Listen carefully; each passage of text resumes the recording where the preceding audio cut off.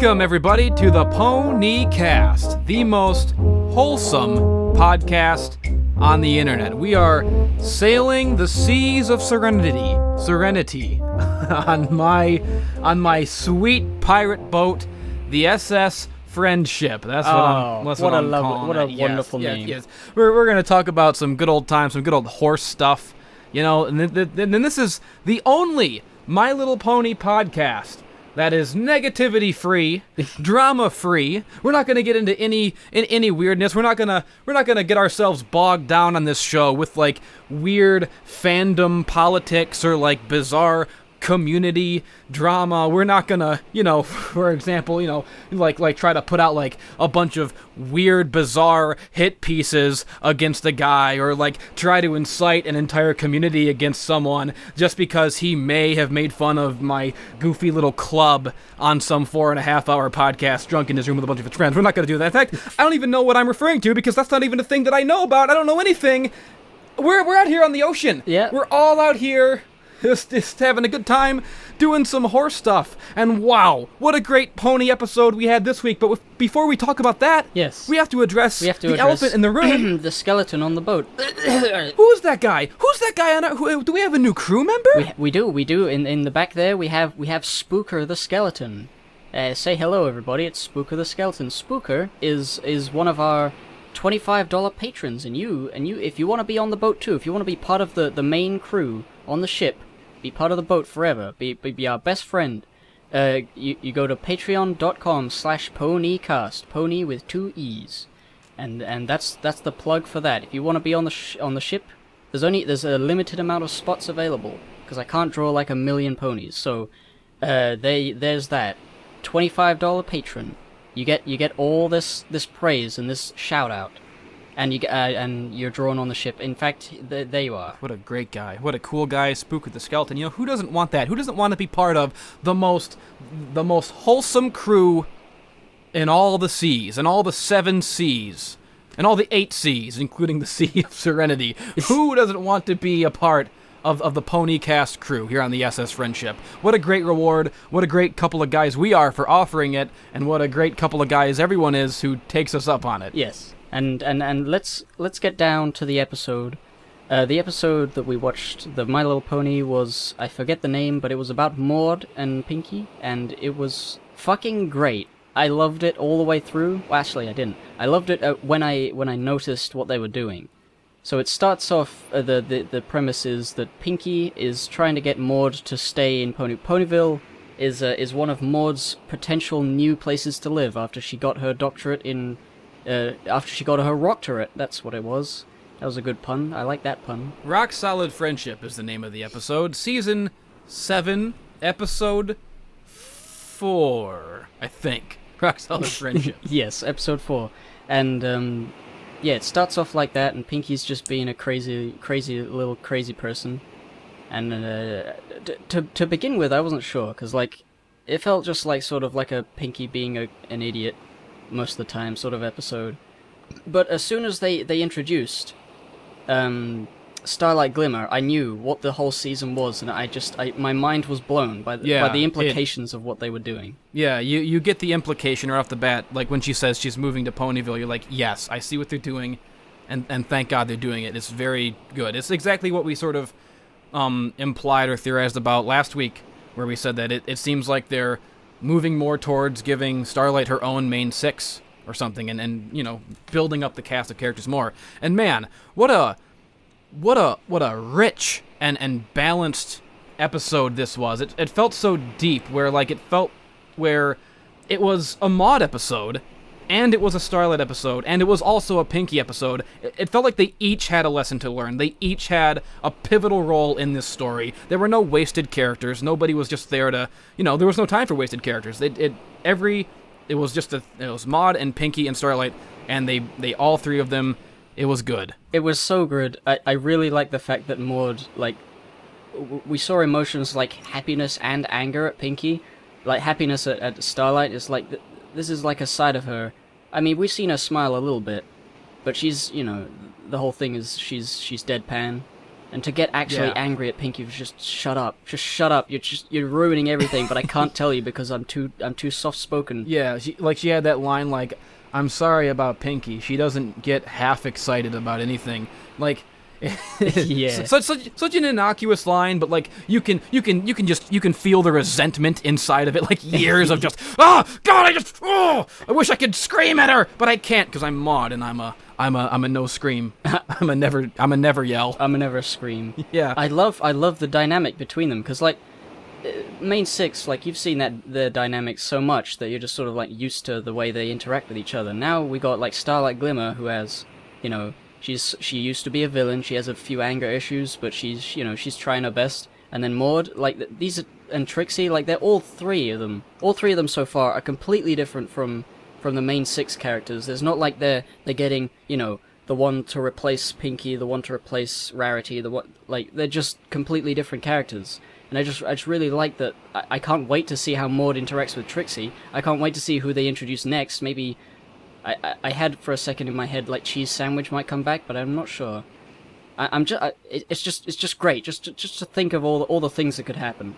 I loved seeing a little bit more expression from Maud, because it's obviously a very like delicate balance, because the whole point of her character is that she's unexpressive, but they've managed to keep her unexpressive, but in a way that she can still be a little bit expressive, like just enough. Everything with her is so understated that like the smallest smile like speaks volumes, where like, you know, like a little smirk from Maud is like the equivalent of like a song and dance routine for 5 minutes from Pinky. Yeah, and it's nice to see like the rest of the main six. What should we call this new main six? Like the adjacent six? The adjacent six. That they said adjacent at the end. What was I gonna say? There was something Trixie and Maud and things. Oh no, my brain hurts. I died. Quick, save me from this stupid thing. Well, this episode, it was great because it really delved into exploring more about the character of Maud, like her personality, how she feels about certain things. It really went into, you know, making a point that she's not oblivious to how people perceive her, and that she's aware of it, and it concerns her, and she does think about it. She knows that she's different. As we all know, the great, legendary My Little Pony analyst man, Drowning in Horseshoes back in the day, did that incredible Maud Pie Horseshoe review, where I believe he was the first one to not only make the observation, but also go really in-depth with the evidence that not only is Maud Pie a bit of an aspie, but clearly making the case that that's what the writers were probably going for, making a point about patience with that original Maud Pie episode, having patience for people who are sort of that brain thing. Yeah, well, I remember watching that video and it's very good. But I remember the point I was going to say is that the original main six, they didn't, like, they tried to be friends with Maud, but they just couldn't. Like, none of them really connected with her, and it's just really nice to see that Starlight has that patience. She has that realization. I just want to bring up that I made that point in that review. I presented the overwhelming evidence for the Asperger's thing, and some people were still doubters. Some people didn't want to believe that I knew what I was talking about. And then later on, it was confirmed by the writers themselves, and then this episode confirms it even more that is indeed the direction that they intend to go with Maud, and that's what they intend to explore. I can't miss this opportunity to gloat that I was right, and everyone who poo-pooed me, everyone who didn't believe, you were all wrong, and I was right. Drowning in Horseshoes was right. Whatever happened to that guy? He's not me. I'm a different character now, I think. Am I? I don't even know what the canon is here. Drowning in Horseshoes was the human, and you, Starboard Bow. Right. Pony That's OC. right. You were just hired by him Captain Starboard Bow. I'm the horse in this show. I don't even know what YouTube is. We're on a pirate ship. We're talking just amongst ourselves. This isn't even a show. Yes. What's a brony?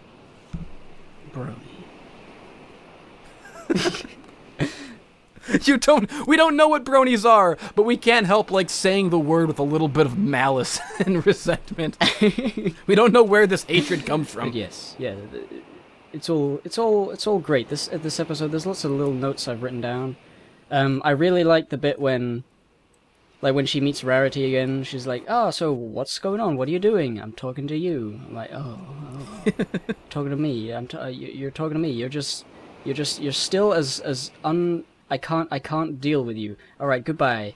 Like, it's just, I like that fact, not just because it means Starlight is like a perfect friend for her, but also because it means we have to see less of the main six in episodes where Maud is around. Like, Pinky will probably be there, maybe, but hopefully not. Hopefully this whole season is about phasing them out and making them part of the background, and this Starlight is going to be, and her friends are going to be like the adjacent six, the new ones. Yeah. And I don't know, I mean, there's no implication that they're going to get like the new elements of harmony. I hope they don't go down that route, because they're powerful enough as it is. They don't really need like magical things. Like, Maud can punch through rocks. I think they're going to be able to go on adventures, but like, they don't need a bunch of crystals for it. Yeah, absolutely. I'm in love with the idea of not so much phasing the original, beloved standby characters out, but just, making them ancillary characters because they've done their thing. There's always a place for them in the show, of course, but we have a whole new cast of secondary characters who we can now put into the limelight more and make more episodes about a Maud, or who knows, like you said, maybe even a cheese sandwich. Who knows? It's just everything's good. Everything is possibilities. We did it. Oh, I really like that Starlight actually has a nerdy obsession with kites. It's just really cute to see her really like opening up. Like, yeah, and I love Maud sort of getting into it a little bit and like being like, yeah, I can see why kites are cool. Yeah. So now she likes kites and rocks, and just the character is growing in little ways. Yes. Oh God, I remember. Do you remember the bit when Maud implied that she knows the way to take over the world using certain magic rocks, but she just doesn't care? Oh yeah. I love that so much, because it's not just funny on that level, but also earlier she said she literally does stand-up comedy, so that could have been a joke, but you would never be able to know. They really played it off like she could be joking or not. Starlight doesn't know, no one knows, so she just moves on. Really cool. I like the idea that her knowledge of rocks, if she wanted to, Maud could take over the entire world and kill everyone. But luckily, she's a good girl who only likes rocks and wants to make friends. There was that scene earlier on, like the flashback, where it's like, oh, we met before. And I don't really mind the potential inconsistencies with it or whatever, like whether it makes that episode strange or... Oh, excuse me, edit that out. Oh no! Oh God, I'm so sorry. Oh God, I just ate a sandwich before this podcast. all these barrels of grog down here in the below decks, we've just, that's what we do. Drinking and burping. Drinking and burping. The drinking and burping show. Oh, I forgot what... Oh yeah, the flashback scene. What did you think of that? I thought it was kind of funny. That was funny. I mean, I can't imagine someone being neurotic enough to complain about something like that. I mean, I can see someone being insane enough to go like, oh, this is a retcon. No, it was hilarious. It was cool. Yeah. Well, so the crux of the episode was more about exploring Maud and Starlight and what they have in common, and exploring Maud's need for companionship, her desire to make friends that we may have brushed aside or ignored previously because she seems so aloof, exploring the fact that she, like everyone, does in fact wish that she had someone to talk to, or someone who understands her. She has that great line in the rock cave of like, I like rocks because they don't judge you for being different or whatever. And also exploring, similarly how Starlight tends to feel a little bit looked down upon still because of her past as a supervillain. So they bonded over that. So the episode is about them bonding and becoming friends, while also Pinky, in her well-meaning yet ultimately intrusive way, sort of getting in the way of it and being a bit of a nuisance, and Pinky herself having to learn a lesson that she underestimated her sister, or that she coddled her sister a bit too much, and instead of helping her, got in the way a bit. And it's just great that even now, even in Season 7, the main characters, the original main characters, Pinky, they can still learn new things. They can still grow as a character.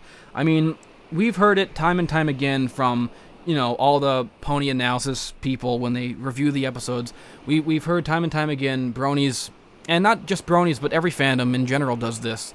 They tend to think, well, after so many seasons, it's going to get stale. We're just learning the same lessons over and over again. These characters can't mature anymore. They can't learn any new lessons. And I've always thought that was a bunch of crap because, and this is what I love about continuity in shows, when you have a well-developed three-dimensional character and you also have a sense of continuity where stuff that happens continues to matter in future episodes, it's impossible to get stale if you have that and good writers, If you have writers who know what they're doing and understand the characters and understand the continuity and, the story keeps moving forward and the characters keep moving forward, you can't really get stuck in learning the same things. Characters naturally will continue to evolve and go down different paths. That's just, because it's like real life. Real life has a continuity to it. Sometimes we do have to learn the same lessons over and over again, but sometimes they stick and we're always learning new lessons because, there's just so many different variables, different aspects of a person's personality and different situations that can occur. You can put a good character in countless, infinite different situations and have them walk away learning something, or at least get some kind of fun chemistry or something good or enjoyable to watch out of it. So I don't think the show, it could get stale if the writing degraded, but the writing is more or less the same as it's ever been, which is good, and the characters are still great, and they're still doing stuff, and it's good, and there you go. Yeah. That was your... it was a lovely speech. I agree. I feel like part of shifting the attention over to this adjacent six is going to help to make it not look like they're going over the same thing. Like if every episode doesn't have to be an episode of the main six, like you can occasionally slip in, because like this adjacent six is going to be a whole new cast of characters with different personality types, which will combine differently with the main six in different ways. You could have like at least like 6 episodes about every one of the main six interacting with Trixie. Like that could be a whole slew of new lessons to learn, new ways to think about situations, and there's a lot of potential there. So I'm really looking forward to seeing how they go along with this thing in this season.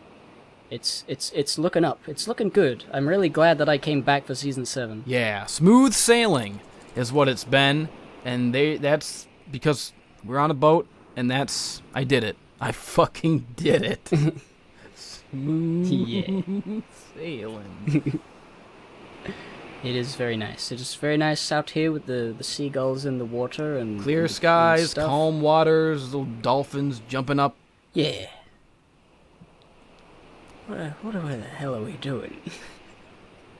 Do you see the skeleton trying to drink grog? It just goes right through him. Goes right through his little jaws. He's just making a mess. We're gonna need some more people on this boat to swab the deck. It's just making a mess.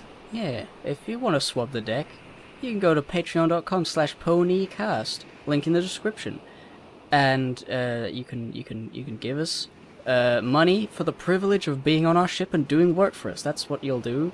You'll be on the ship scrubbing the deck, swinging from ropes, harpooning things. The possibilities are limited because there's only 15 slots for that one. But yes, I already did the pitch. I don't know why I'm doing it again. But yeah, patreon.com/ponycast. Goodbye. Jesus shit.